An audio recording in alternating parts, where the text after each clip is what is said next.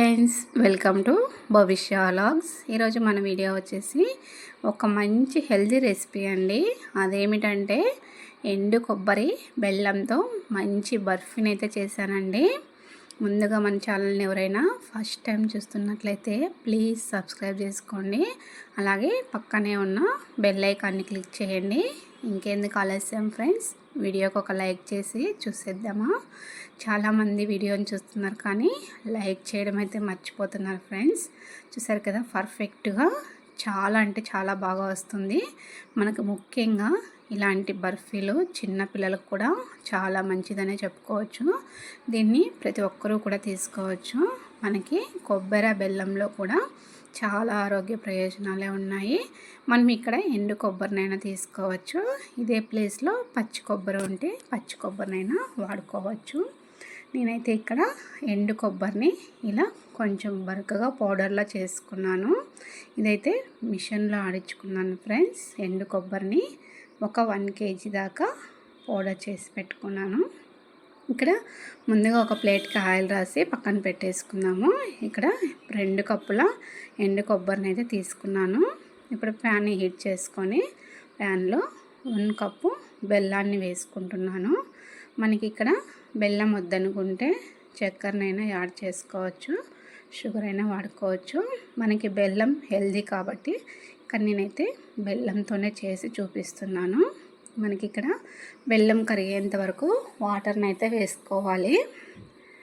ఇక్కడ చూసారు కదా, ఇలా కొద్దిగా మంటను లో ఫ్లేమ్లో పెట్టుకొని మనం బెల్లాన్ని అంతా కూడా కలుపుకుంటూ ఇలా కరిగించుకోవాలి. చాలా అంటే చాలా ఈజీగా చేసేసుకోవచ్చు ఫ్రెండ్స్. తప్పకుండా ట్రై చేయండి. అలాగే ఎలా వచ్చిందో కామెంట్ చేయండి. ఇక్కడ మనం పిల్లలకి బయట కొనిచ్చే ఫుడ్ కన్నా ఇలాంటివి అప్పుడప్పుడు ఇంట్లో చేసి పెట్టుకున్నాం అనుకో, ఇవి ఎక్కువ రోజుల పాటు కూడా చెడిపోకుండా నిల్వ ఉంటాయి.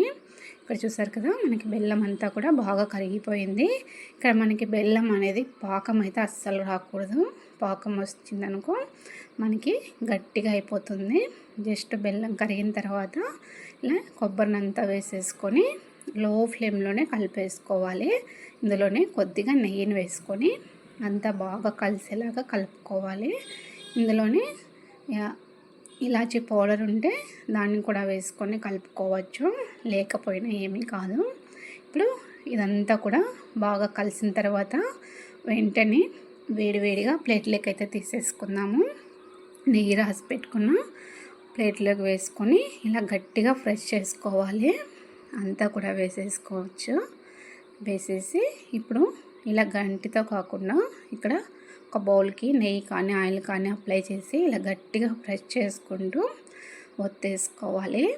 లేదంటే మనకు చల్లారిందనుకో ఇలా బర్ఫీ లాగా అస్సలు రాదు, పొడి పొడిగా అయిపోతుంది.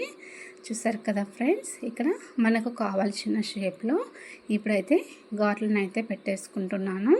ఇది చల్లారిన తర్వాతే పెట్టేస్తున్నాను. మనకి ఎక్కువ వేడి మీద ఉన్నప్పుడే అవసరమైతే లేదు. చూసారు కదా ఫ్రెండ్స్, మన వీడియో ఎలా అనిపించిందో ప్లీజ్ కామెంట్ చేయండి. అలాగే ఈ వీడియో కనుక నచ్చితే మీ ఫ్రెండ్స్కి రిలేటివ్స్కి షేర్ చేయండి. చూసారు కదా ఎంత చక్కగా ఊడొస్తాయి ఇవి.